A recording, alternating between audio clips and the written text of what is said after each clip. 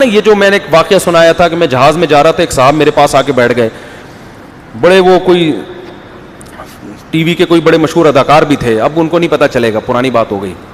پہلے میں تھوڑا یہ نہیں بتا رہا تھا ٹی وی کے اداکار تھے, میں نے ویسے ہی بتا دیا تھا تاکہ وہ یہ نہ کہیں گے میرے بارے میں مفتی صاحب نے کہا. بڑے اداکار تھے, تو مجھے ایک دن کہنے, وہ جہاز میں نا میرے سے گپ شپ ہو گئی. اچھا بچپن میں ہم نے ان کو دیکھا ہوا تھا تو میں تو پہچان نہیں رہا تھا, وہ تو کافی ایجڈ ہو گئے, تو انہوں نے مجھے وہ نہیں 50-50 میں وہ جو, میں نے کہا اڑے اچھا بھائی. تو مجھے وہ کہنے لگے کہ مفتی صاحب ایک بات بتاؤں, میں غلط بات بالکل بھی برداشت نہیں کرتا, میں غلط بات بالکل برداشت نہیں کرتا. اب چونکہ میری ان سے بے تکلفی نہیں تھی تو میرا دل چاہ رہا تھا میں ان سے کہوں آپ پھر ناقابل برداشت آدمی ہیں, کسی کے لیے آپ کو برداشت کرنا ممکن, کیونکہ جو آدمی بالکل بھی غلط بات برداشت نہیں کرتا نا اس کو دنیا میں کوئی بھی برداشت نہیں کرتا, کیونکہ دنیا میں 100% صحیح کہیں بھی نہیں ہو رہے ہیں, کچھ غلطیاں برداشت کرنی پڑتی ہیں اس چکر میں کہ یار یا تو ہم میں تپڑ نہیں ہے اس کو صحیح کرنے کا یا یہ کہ اس کو برداشت نہ کیا تو اس سے زیادہ غلط ہو جائے گا. اب ابا سگریٹ پی رہے ہیں بیٹھ کے, پیے جا رہے ہیں پھونک رہے ہیں, غلط ہو رہا ہے نا, صحت بھی خراب ہوگی ابا کی, لیکن آپ کیا کرو گے, ایک دفعہ 2 دفعہ 3 دفعہ, اس کے بعد چھوڑ دو گے یار میں ان کا باپ نہیں ہوں. آپ نے ابا کو کہا سگریٹ ہاتھ سے لے کے پھینک دی کہ میں غلط بات برداشت نہیں کرتا, یہ کیا ہو رہا ہے؟ تو ابا چرس لے آئیں گے اگلے دن, بولیں گے روک کے دکھا, میں تیرا باپ ہوں تو میرا باپ اور تو بھی پی, ورنہ جائیداد سے آگ کرتا ہوں میں تجھے.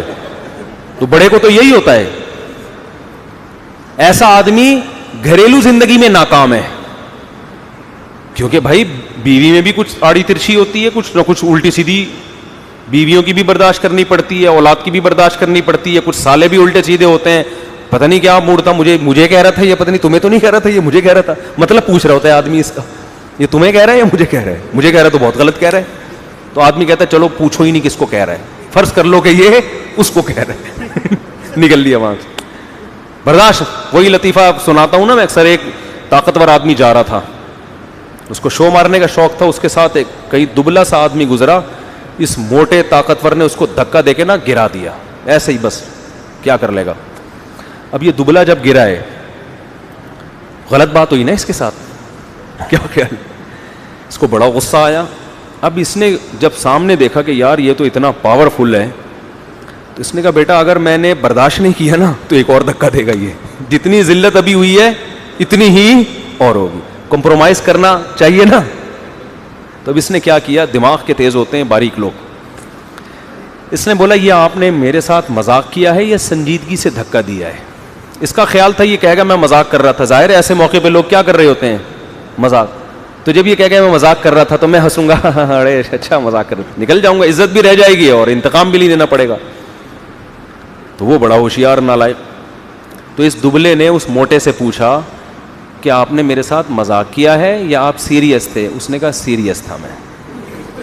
تو اس نے کہا اچھا ہو گیا, ورنہ میں اس قسم کے مذاق برداشت نہیں کرتا. یہ کہا اور بھاگ گیا. تو اچھا ہو گیا ورنہ میں اس قسم کے مذاق بالکل برداشت نہیں کرتا, بھاگ گیا یہ کہہ کے کہ دوبارہ آنے سے پہلے بھاگ. عزت بھی رہ گئی,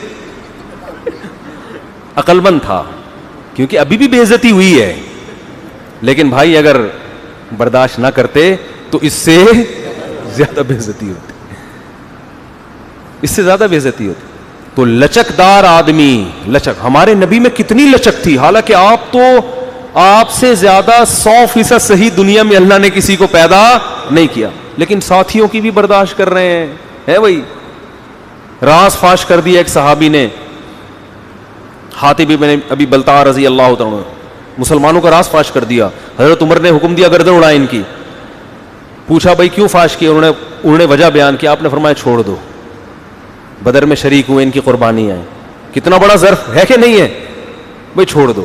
اس لیے کہ اگر آپ اپنے ساتھیوں کی غلطیوں پر اس طرح سے کرنا شروع کر دیں. ہمارے ایک دفعہ ایک عالم جو مدرسے کے محتمم ہیں, انہوں نے مجھے اپنا واقعہ بتایا کہ کچھ مدرسے کے استاذ کی شکایت آئی کہ وہ صحیح طرح پڑھا نہیں رہے. کچھ ہمارے مدرسوں میں اللہ کا یہ بڑا فضل ہے, ہم جتنے ٹیچر ہم نے دیکھے ہیں, اسکولوں کا ماحول بھی ہم نے دیکھا ہے, مقصد اسکولوں کی برائی نہیں ہے, اسکولوں کے ٹیچر کو بھی دیکھا ہے اور مدرسوں کے بھی, بہت فرق ہے دونوں کی دیانتداری میں, زمین آسمان کا فرق ہے. جو ہمارے مدرسے کے جتنے استاذ ہیں اتنی ذمہ داری سے پابندی سے پڑھاتے ہیں, اتنی محنت سے پڑھاتے ہیں کہ یہ محنت ہم نے اسکولوں میں نہیں دیکھی ہے, کالج میں بھی نہیں دیکھی. چند اساتذہ اسکول میں بھی تھے, کالج میں بھی, لیکن 100% نہیں. مدرسے میں ہم نے 100% دیکھا ہے یہ کہ, اور تنخواہیں بہت تھوڑی تھوڑی, لیکن ٹائم بھی زیادہ دے رہے ہیں. وجہ کیا ہے؟ موٹیویشن کہاں سے مل رہی ہے کہ بھئی یہ صدقہ جاری ہے ہمارے لیے. تو سب چیزیں تنخواہوں سے تھوڑی ہوتی ہیں.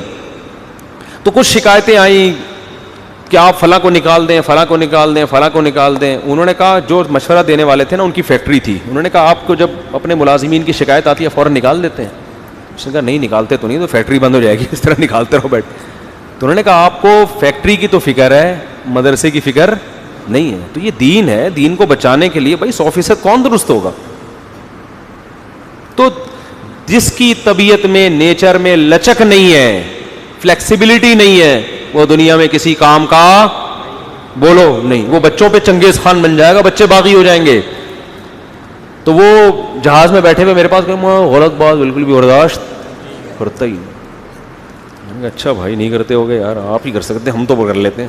میں دل میں سوچ رہا تھا میں نہیں برداشت کر رہا, آپ اتنی غلط بات کر رہے ہو, لیکن میں کیا کر رہا ہوں, کیونکہ مجھے پتا ہے میں اگر جواب دوں گا تو بحث چھڑ جائے گی, ہمارا تو سارا ٹائم اسی میں لگ جائے گا. تو ہم اچھا بھائی, بس ہم نے یہی کہا ماشاء اللہ اچھا لگا آپ کے منہ سے یہ سن کے اچھا لگا.